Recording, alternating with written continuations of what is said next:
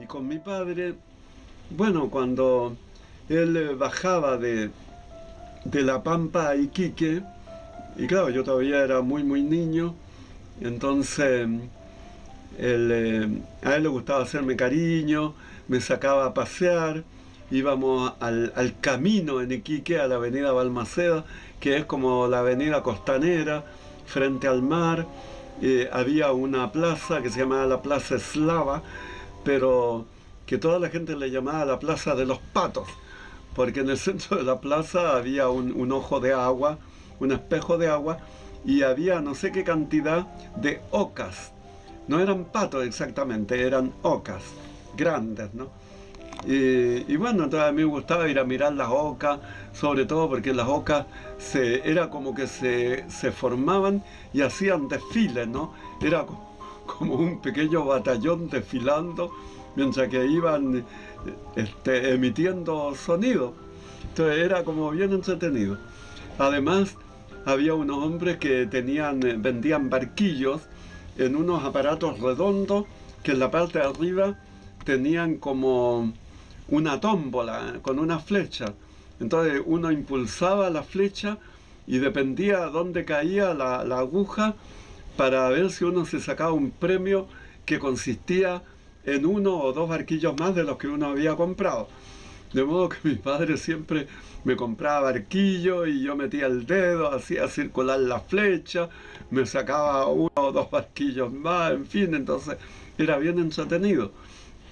Otra cosa que me acuerdo de mi padre también en su relación conmigo era que llegó un momento en que empezó a haber una invasión de noctilucas en el mar.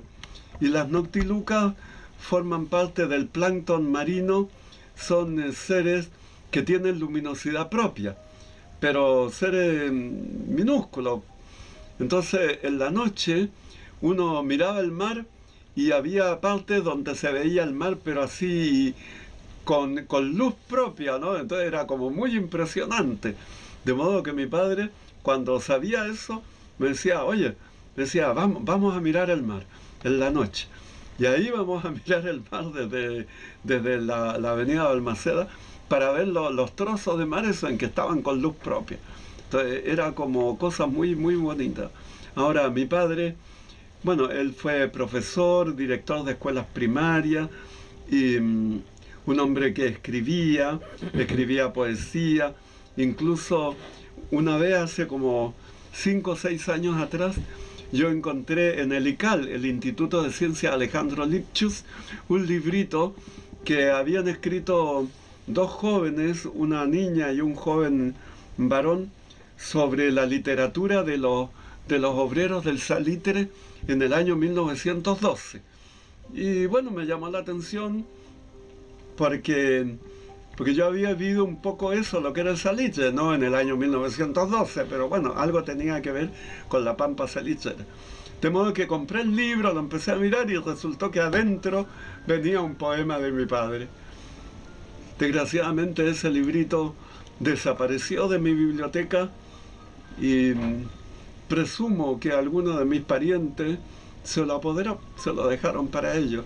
Y yo no he podido volver a ir a Santiago, a Lical, a tratar de recuperar el libro para recuperar el poema de mi padre. Pero además él pintaba, dibujaba en el diario El Tarapacá para fecha, por ejemplo, para el 21 de mayo, para el 1 de mayo, para esa fecha, la fecha de Navidad, el 25 de diciembre, casi siempre la portada del diario estaba hecha por dibujos que había hecho mi padre y que bueno, se los publicaban ahí en el diario, pero a toda página, completa, ¿no?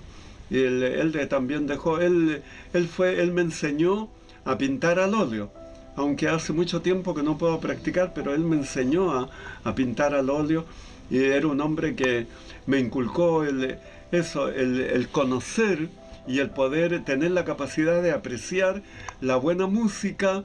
Por ejemplo, recuerdo que un día él estaba sentado en el salón y escuchando la radio y, y yo entro y veo que él estaba pero como que estaba durmiendo. Entonces le dije, papá, y él no estaba durmiendo, entonces con el dedo me indicó que guardara silencio. Me dijo, estoy escuchando a Mozart. De modo que yo me senté también en un sillón también a escuchar a Mozart. Y de ahí para adelante, como digo, empecé a apreciar eso, lo que era la buena música, no solo la música de Wolfgang Amadeus Mozart, sino la de Beethoven, la de Schumann, la de Schubert, en fin, todos los grandes compositores que han existido a través de la historia de la música, ¿no? También él me inculcó las buenas lecturas. Yo recuerdo que era guagua todavía y en la noche, para que me quedara dormido, llevaba un libro y me leía. Y después con el tiempo me di cuenta que yo cuando él me leía eso no entendía nada, pero con el tiempo me di cuenta que las lecturas que él me había hecho eran casi todo las novelas que había escrito de ciencia ficción Julio Verne, de la Tierra a la Luna, el viaje al centro de la Tierra, 80 días alrededor del mundo en un globo, en fin, todos esos libros. Pero con el tiempo, digo, cuando yo empecé a eso de los 10, 11 años a leer esos libros, y ahí empecé a darme cuenta que era lo que él me había leído antes y que yo no había entendido. Entonces, como digo, tengo buenos recuerdos. Desgraciadamente como no estábamos juntos, recién pudimos pasar mucho más tiempo juntos cuando mi padre se vino a Santiago, pero él ya estaba viejo y en Santiago desgraciadamente alcanzó a durar poco menos de 2 años. Yo creo que le afectó mucho el hecho de que él ya no vivía en la Pampa Salitrera, ya no vivía en Iquique, el ambiente de Santiago, la dinámica, el movimiento, todo esto a él le influyó mucho en forma negativa. Y por otro lado, sus hijos, que él me dijo un día, cuando yo me fui a estudiar a la universidad, me dijo eso, que él tenía realmente una gran frustración porque él hubiera querido que todos sus hijos, mi hermano Harold, Edwin, John, Rolando, hubieran sido profesionales, abogados, médicos, ingenieros, pero ninguno de ellos, a ellos como que no les gustaba estudiar, no se interesaban por eso, entonces no le pudieron brindar esto que a él le hubiera gustado tanto. De modo que en el único hijo donde él encontró un poco eso fue en mí, por el hecho que yo pude estudiar en la universidad y más de alguna cosa, más de algunas. Y al final yo me quedé con teatro, pero yo también estudié otras cosas que eran bastante interesantes y buenas en general.